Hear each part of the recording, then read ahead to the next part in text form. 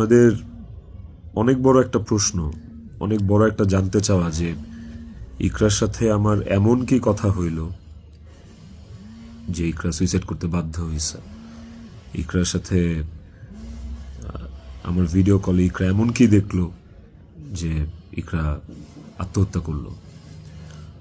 তো নেপালে আসার পর থেকে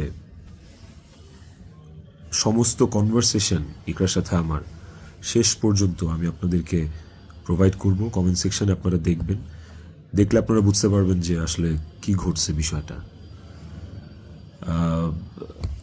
আরেকটা যে বিষয় সেটা হচ্ছে যে কিছু স্ক্রিনশট ঘুরে বেড়াচ্ছে ফেসবুকে, সোশ্যাল মিডিয়াতে, যে ওখানে লেখা আমি ইকরাকে বলতেছি আমি ওকে ডিভোর্স দিয়ে তিথিকে বিয়ে করব, অ্যান্ড আপনারা ভাবতেছেন এই জন্য ইকরা সুইসাইড করছে। আপনাদেরকে বলতে চাই ওই স্ক্রিনশটটা পুরোটাই ফেক। কারণ হচ্ছে আমি কোনোদিন ইকরার সাথে বাংলায় কনভারসেশন করি নাই, কোনো চ্যাটিংয়েই ওর সাথে আমার কোনোদিন কোনো বাংলায় এরকমভাবে বাংলা লেখায় ওর সাথে আমার কোনোদিন কোনো কনভারসেশন হয় নাই। ইকরার সাথে আমি সবসময় বাংলা আর ইংলিশ মিক্স কনভারসেশন করছি। বাংলা আর ইংলিশ মিক্স বলতে বাংলিশ ভাষায় আর কি, বাংলাটাকে ইংলিশে লিখে ওর সাথে কনভারসেশন করছি। তো ওই স্ক্রিনশটটা দেখে আপনারা ভুল বুঝেন না, মিসজাজ করেন না।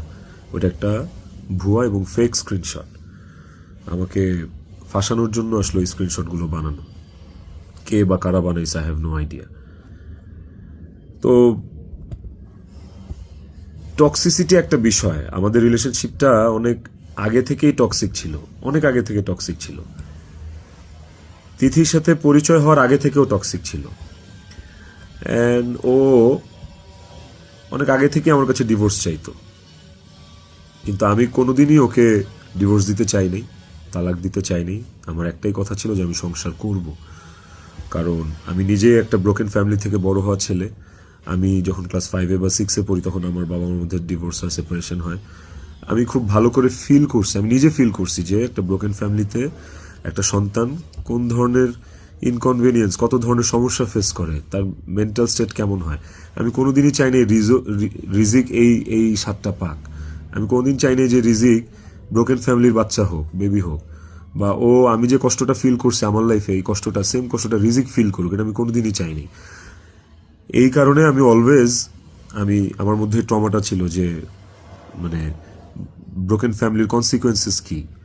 আমি কোনোদিন ওর কাছে বলি নাই যে আমি ওকে ডিভোর্স দেবো বা আমি ডিভোর্স দিতে চাই। আমি অলওয়েজ ওর সাথে সংসারই করতে চাইছি।